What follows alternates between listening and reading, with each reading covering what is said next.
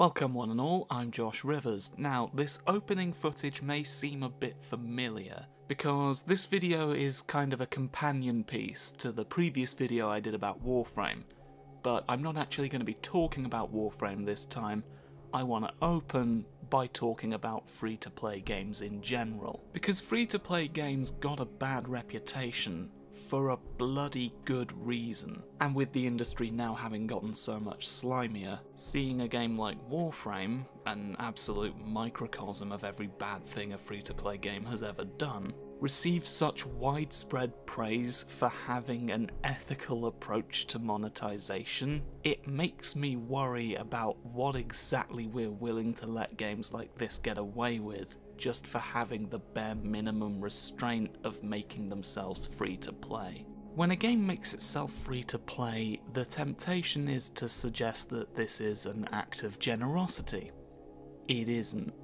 The free to play model is bloody profitable. There is a reason everyone is clamouring to get their foot through the door of live services right now. And it actually serves them better to charge nothing up front, because with that barrier to entry removed, the game becomes more accessible. And the more accessible the game is, the more people are likely to try it out, and the more players you can then turn into payers, to quote a festering hive of craven shit vipers. This is why I've always been wary of free-to-play games. The term typically describes a game that lures players in with the promise that they don't have to spend a single penny to have a good time, and then once you're on the hook, the game batters you with whatever exploitative psychological tactics the developers felt like stooping to, all in a bid to extract cash from an audience that, in all probability, can least afford to spend it. This may come as a bit of a shock, but some people like free games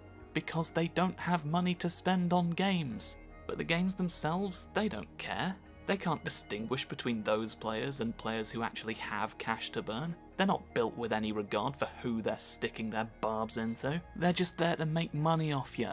And the great irony of free-to-play games is that because they utilise addiction, they can often wind up costing the player more than if they had just spent $60 on something like God of War. Let alone all the indie games you can get for far, far less. How many times do you think you could buy Enter the Gungeon with the amount of money these so-called free-to-play games would have you fork over? 'Cause sweet heaven do those microtransactions add up. I mean, just ask Ubisoft. I'm sure they'd be happy to brag to you about it for hours. And that mounting expense, day by day, dollar by dollar, bankruptcy by 1,000 cuts, exposes just how hollow the promise of free-to-play has become. Because it's not generosity, it's slyness. It is amoral shite that relies on the psychology of addiction to exploit people for money.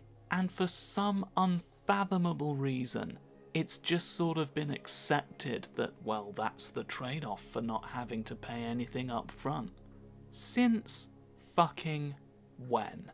Since when has it been acceptable to exploit people for as much cash as you can claw out of them just because the first hit was free? Since when has constant, perpetual psychological skullduggery been equivalent to a one-time, transparent lump sum payment? What are we being taken for with this bullshit? But you know what? It's easy to be the guy who points out the problem. I want to be the guy who points out the Zen Pinball. Pinball FX3 is a free-to-play pinball game. I mean, I say that, only one pinball table is actually free, but here's the important thing about how Zen Studios does business. You may initially look at the game as I did and see a menu full of greyed out pinball tables that you don't own, but oh, they're still on there, oh, look at all of them, they're shiny and you could buy them, thanks. And that image may conjure to mind thoughts of things like DLC characters in fighting games, and that might lead you, fairly enough, to think, well, this game's no different than anything else on the market. It's just like all the rest. But there's one key difference.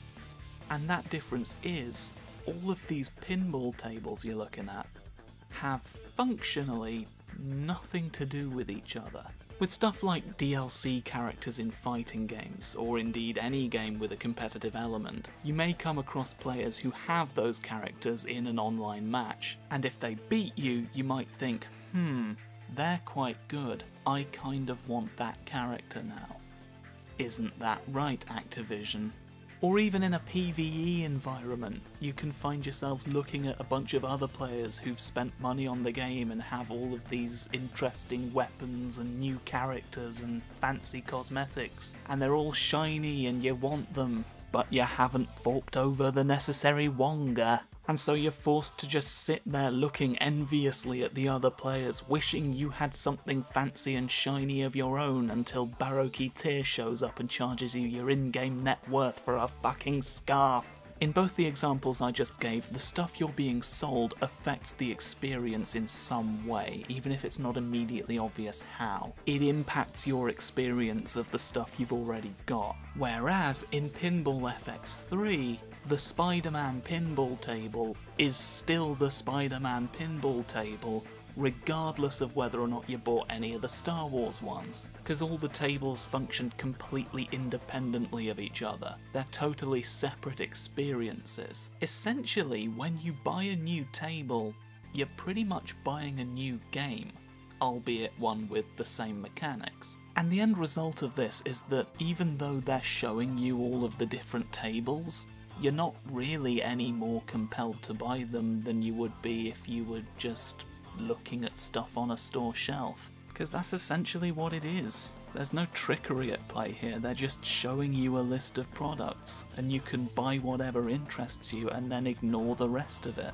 It even offers you free demos for all the tables so that you can see how they play before you decide whether or not you want to buy them.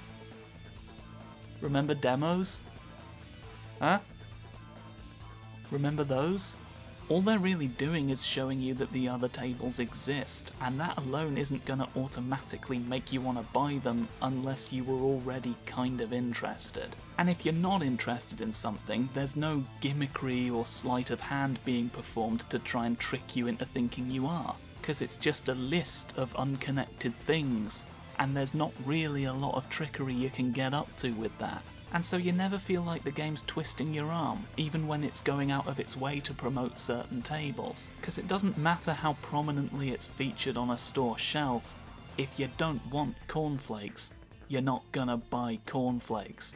And the mere fact of them being available for purchase isn't gonna convince you otherwise. Pinball FX3 is a rare free-to-play game, or indeed I suppose a rare game at all these days, where the stuff you have isn't made to feel lesser by the stuff that you don't. And if you're gonna make a free-to-play game and do it ethically, that principle should be at the heart of your design. The difficulty comes from knowing how to implement that. Pinball FX3 is structurally a lot different from a lot of free-to-play games. Free-to-play games are usually structured more like Warframe or Paladins. I'd say those were probably your two main archetypes. And there's no obvious way to compare Warframe or Paladins to Pinball FX3. It might take a bit of creativity to figure out how to fit the principles of that model into other genres of game, but hey, if you're making games, hopefully you're no stranger to creativity. But if you can't think of a single way to apply what Pinball FX3 does to your game,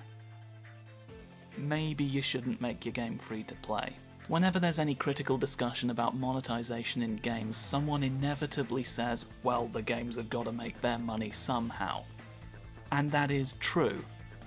But you absolutely have a choice in how you make that money. And if you choose to make that money through trickery, through coercion, through manipulative psychological addiction tactics, or by getting your players hooked on gambling, the mod packs literally say roll the dice, I am going to judge you for it.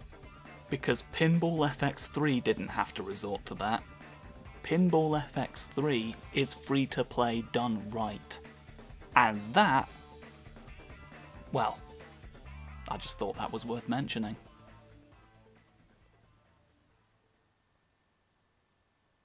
Is that score any good? Never actually Never actually checked the online scoreboards. It's a big number.